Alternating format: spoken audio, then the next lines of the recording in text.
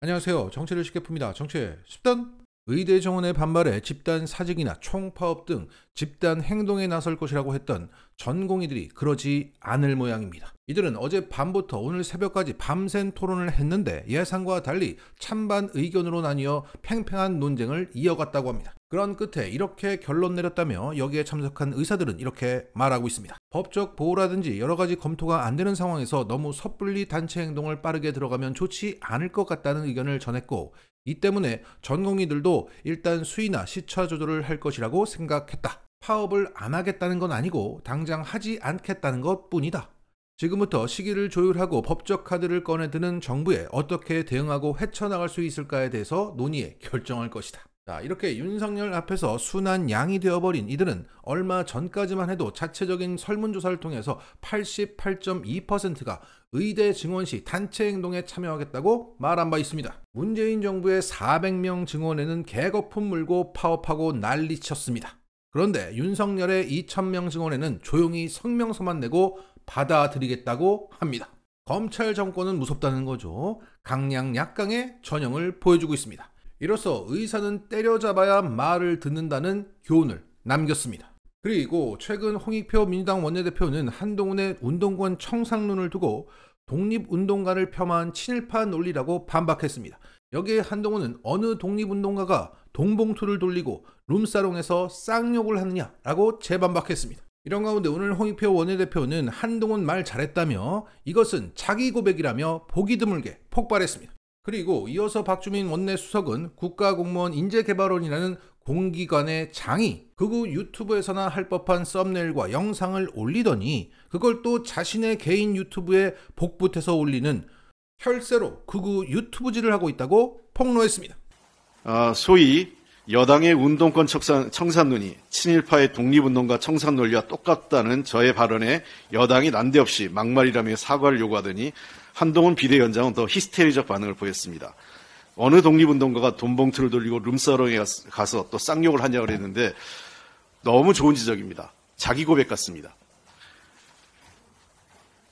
한동훈 비대위원장의 기준에 따르면 윤석열 대통령과 그를 추종한 일부 정치검사야말로 청산 대상의 1순위입니다. 국민 세금인 특수활동비를 자신들의 쌈짓돈처럼 흥청망청 쓰고 용돈처럼 나눠 쓴 사람들이 누굽니까? 룸사롱 드나들면서 스폰서 받고 한 사람들이 누굽니까? 룸사롱 스폰서 검사들 때문에 김영란법이 만들어졌습니다. 그래서 김영란법에 걸린다 했더니 검찰식 계산 방법으로 100만 원 이하로 계산해서 또 무혐의 처리해 줍니다. 도대체 민주화운동 했던 사람들이 룸사롱을 많이 갔습니까? 정치검찰들이 룸사롱을 많이 갔습니까? 쌍욕은 더 이상 얘기 안 하겠습니다. 윤석열 대통령의 동영상으로 그 쌍욕은 잘 드러났습니다. 돈봉투 주고받고 룸사롱 드나들고 쌍욕 잘하는 그 기준으로 보면 윤석열 대통령과 그 한동훈 비대위원장을 포함한 정치검사 그 일당들이 정치권의 청산 대상 1순위입니다. 제 얘기에 대해서 보라는 다름 보지 않고 손가락만 보는 격입니다.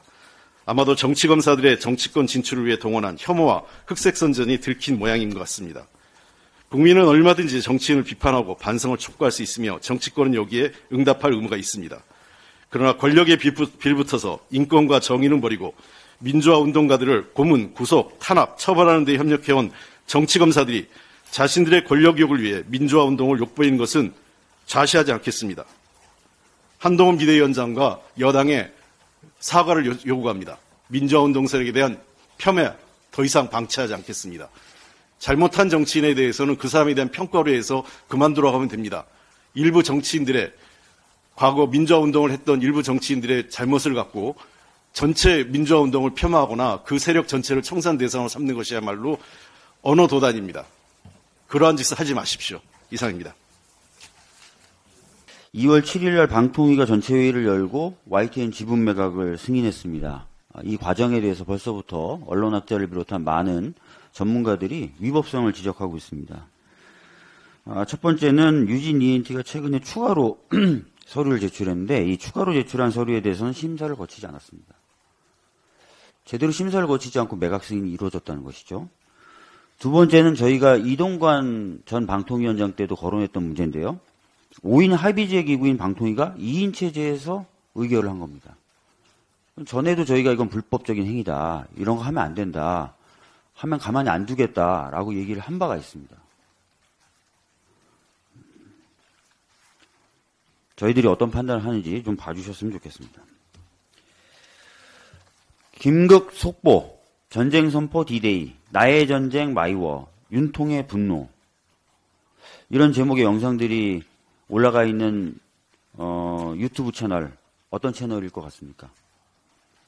극우 유튜버의 영상 채널 같지만 놀랍게도 국가기관인 국가공무원 인재개발원의 공식 유튜브 인재교육TV에 업로드된 영상들입니다. 해당 영상에는 해시태그를 붙여서 검색이 쉽게 되도록 되어 있는데요.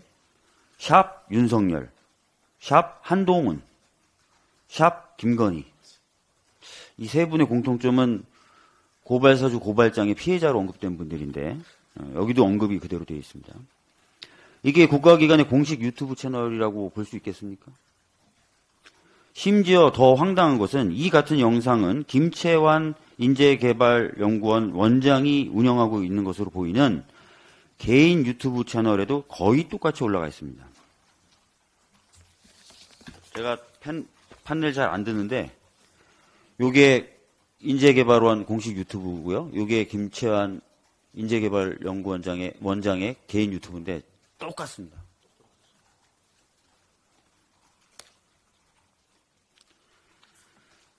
참 황당한데요. 이것은 극우 유튜버 출신이었던 인재개발원 원장을 출신이 인재개발원 원장으로 앉았을 때부터 예견된 일이었습니다. 아시다시피 김채환 원장은 인재개발 원장이 되기 전 문재인 대통령 생체 실험 지시, 중국 공산당의 박근혜 전 대통령 퇴진 시위 영향력 행사 등의 황당무계한 가짜뉴스를 비롯해서 막말, 혐오, 콘텐츠를 제작하고 유포한 사람입니다.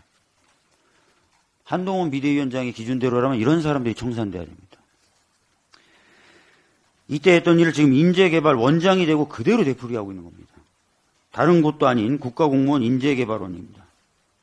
이 기관은 공직자로서 지녀야 할 기본적인 소양과 교육을 책임지는 훈련기관입니다. 그 영향력이 전체 공직자에게 미친다고 해도 과언이 아닙니다. 공직사회는 정치적으로 아무리 혼란한 상황에 처한다 하더라도 철저하게 균형을 지켜야 되는 조직입니다. 윤석열 정부는 공무원 조직마저 극우 세력의 이념으로 물들게 하려는 것인지 모르겠습니다. 인재개발원은 해당 영상과 썸네일이 어떻게 공식 채널에 올라가게 됐는지 밝혀야 될 것이고요.